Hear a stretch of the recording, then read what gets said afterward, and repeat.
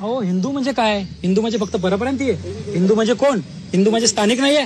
आम्ही हिंदू आहेत ना. अहो या मराठी माणसाने हिंदुत्व जपलं. आमच्या छत्रपती शिवरायांमुळे, आमच्या मराठ्यांमुळे आम्ही देशाचं हिंदुत्व वाचू शकलो. तुम्ही आम्हाला काय भाषा करता हो या धर्म जपण्याची? हा धर्माचा विषय नाहीये. या धर्माच्या नावाखाली राजकारण केलं जात आहे.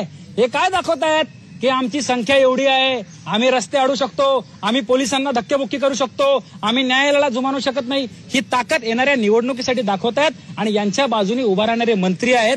परंतु मला एक सांगायचं आहे, हे राज्य कायद्याने चालणारं राज्य आहे, राज्य घटनेनुसार चालणारं राज्य आहे. इथे न्यायालयीन जी व्यवस्था आहे ती सर्वोच्च स्थानी मानणारी व्यवस्था आहे. त्यामुळे तुम्हाला त्याचा सन्मान राखला गेलाच पाहिजे.